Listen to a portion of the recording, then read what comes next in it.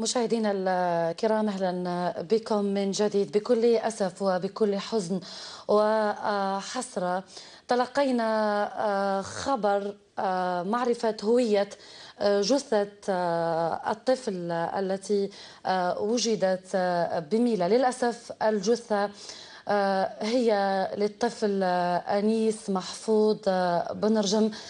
إذن الطفل أنيس محفوظ بن رجم الذي اختطف منذ قرابة ال3 أسابيع تم العثور على جثته، جثة الطفل أنيس التي تم تحديد هويتها من طرف الأجهزة الأمنية والتي تعرفت على الجثة. الجثة إذن وجدت على مستوى الحي السكني الكوف وسط مدينة ميلا، مرمية جنب إحدى مجاري الودية. الصور التي نتابعها هي للطفل أنيس، الطفل التي وجدت جثته مرمية أمام مجرى الوادي بميلا. هي صور فرحة أنيس قبل أيام فقط من اختطافه رفقة أفراد عائلته، كما نتابع في هذا الفيديو الذي تداولته معظم وسائل عفوا مشاهدينا الكرام معنا سفيان بوعون مباشرة من ميلا. سفيان، أهلا بك معنا من جديد. نعم، ينضم معنا مباشرة من ميلا مراسل تلفزيون النهار. سفيان، هل أنت في الاستماع؟ أنت على المباشر عبر قناة النهار، تفضل. نعم لميس، أسمعك جيدا. نعم، إذا تم التعرف وتحديد هوية جثة الطفل تعود لأنيس محفوظ برجم. دعنا في الصورة سفيان بوعود من فضلك. فعلا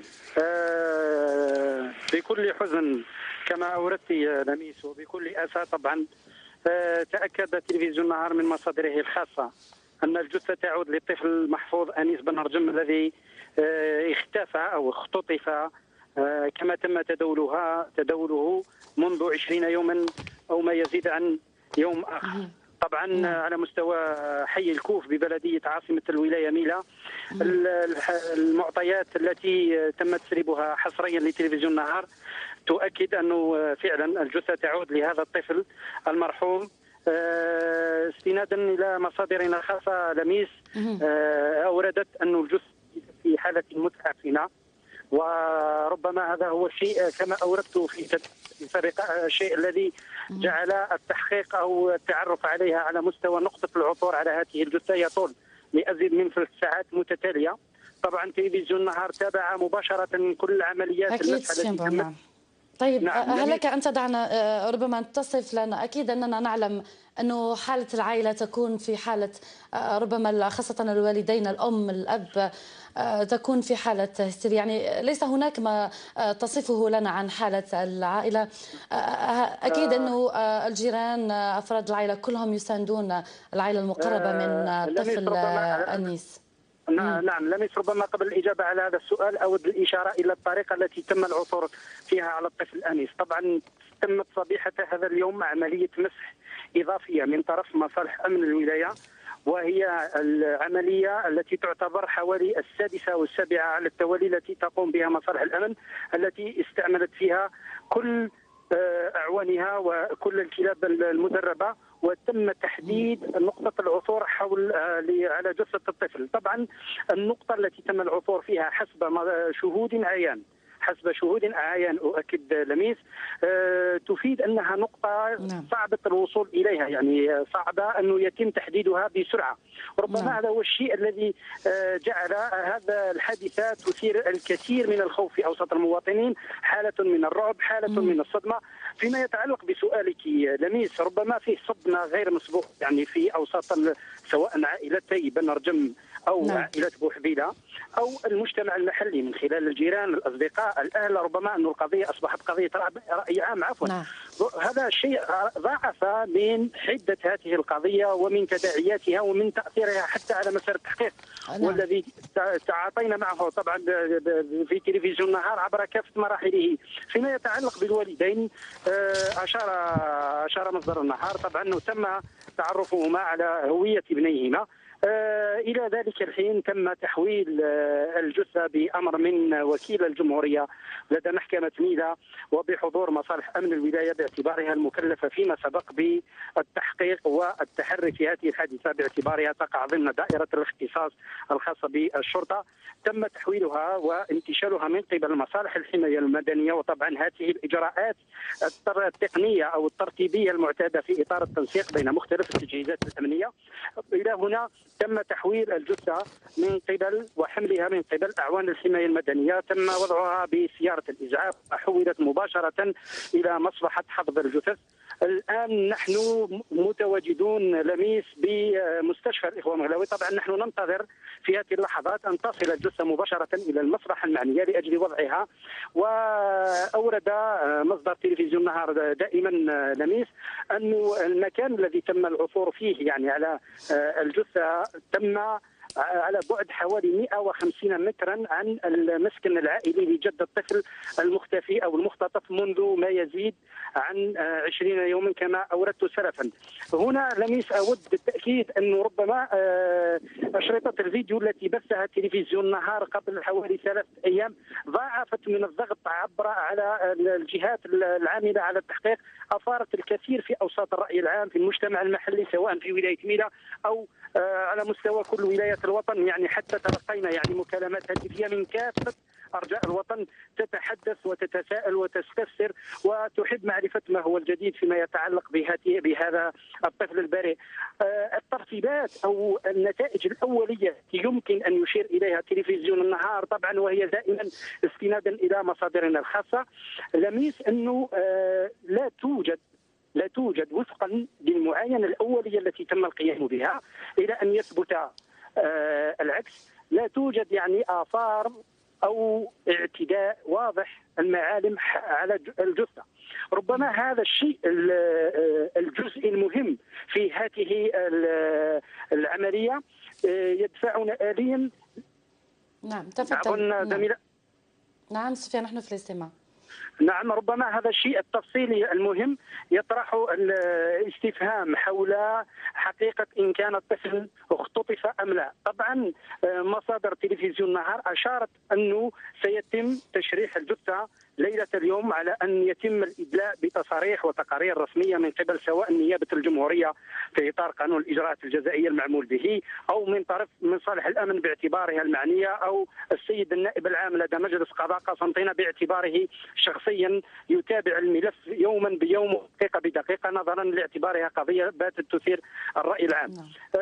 شيء أود الإشارة إليه أنه فيه ترتيبات استباقية لعملية المسح الشامل وأنه تم فيه وضع من طرف مصالح الأمن خطة محكمة ميدانية إعادة كافة التفاصيل التي تم العمل عليها في خلال الأيام 20 الماضية. تم تدارك ربما بعض المناطق التي لم يتم مسحها لكن الملفت للانتباه كما أوردت سلفا لميس الملفت أنه النقطة التي تم فيها العثور على هذه الجثة في ساعة متقدمة من نهار اليوم طبعا هي نقطة صعبة الوصول إليها باعتبارها تقع في الوادي ومنحدر وببستان وتتكاثر فيه الأشجار والأشواك وحتى الأسلاك الكهربائية والحدائد. ربما هذا الشيء صعب كثيرا باعتبار منطقة حي الكوف طبعا يعرفونها جيدا سكان أهل مدينة ميلا. طبعا هي منطقة يعني صعبة ومنطقة تضاريسها وعرة تكثر فيها البساتين يكثر فيها النشاط الفلاحي. ربما هذا الشيء الذي قد يكون وراء هذا التأخر في معرفة مكانه. لكن إلى الآن أود الإشارة لميس إلى شيء مؤسس ومؤكد أن الجثة التي تم العثور عليها هي فعلا تعود للطفل محفوظ أنيس بنرجم. تم حسب إفادات شهود عيان تم العثور عليها في حالة متعفنة. طبعا هذا التعفن ربما يفسره أهل الاختصاص بالنسبة للتشريح الطبي أن الجثة ربما نظرا لبقائها لمدة، خاصة مع المتقلبات أو المتغيرات الجوية الحاصلة في الآونة الأخيرة على المنطقة. ربما هذا الشيء ضاعف من معدل تعرض الجثة للتعفن، لكن إلى غاية ذلك مع التوضيح أنه يبقى من صلاحيات النيابة العامة على مستوى مجلس قضاء قسنطينة أو وكيل الجمهورية على مستوى محكمة ميلا أو مصالح أمن الولاية تأكيد التفاصيل الحقيقية لهذه العملية حول ما جرى بالضبط، على الأقل زميلتي، على الأقل في إطار تهدئة بال الرأي العام، خاصة وأنا الآن متواجد مباشرة كما أوردت سلفا بمستشفى الكبير في وسط مدينة ميلا، فيه هبة شعبية يعني غير مسبوقة. حتى العمال يعني لميس، حتى العمال يعني العاملون على مستوى المؤسسة الصحية جميعهم منتظرين يعني رغم انتهاء فترة الدوام العمل الخاصة بهم، لكنهم ارتأوا إلا أن يتابعوا تفاصيل عملية تحويل جثة الطفل البريء إلى مصرحة حفظ الجثث. طبعا هي ترتيبات كما أوردت سلفا لميس، هي ترتيبات تقنية بحتة تخضع الآن نيابة الجمهورية على مستوى المحكمة المحلية إلى تكليف مباشر لمصالح الأمن لمباشرة تحقيق معمق بهذا الشأن. بالموازاة تم الأمر بصفة مؤكدة بإجراء عملية تشريح الجثة لأجل تحديد الملابسات والمعطيات المرتبطة أساسا بالوضعية التي آلت إليها الجثة لميس. نعم سفيان بون. إذن الصور كما تظهر الآن كما نتابعها صور الطفل أنيس وهو سعيد رفقة أفراد عائلته. سفيان بعون، ربما أكيد هو ملاك من ملائكة الجنة، الدعاء لوالديه بالصبر أو لكل أفراد العائلة هناك، وحتى كل الجزائريين، كل قلوب الجزائريين مع عائلة الطفل أنيس. سفيان بعون، بما أنه وجد في مكان بعيد في الغابة أمام الأشجار كما ذكرت، أكيد أنه هناك احتمالية أو افتراض أو فرضية كبيرة بأنه أنيس اختطف من قبل، لا نقول أنهم مختطفين أو بشر، نقول مجرمين قاموا باختطاف أنيس، هكذا ربما هذا ما أكدته عناصر الدرك الوطني. في هذه المسألة أود الإشارة إلى شيء أساسي لميس. طبعا هي نتائج التحقيق لغاية الآن مجرد العثور على جثة. طبعا نبقى نتابع مجريات التحقيق التي تعمل عليها مصالح أمن الولاية بتكليف مباشر من طرف السيد وكيل الجمهورية وبمتابعة شخصية من طرف السيد النائب العام كما أوردت سلفا نائب لدى مجلس قضاء قسنطينة.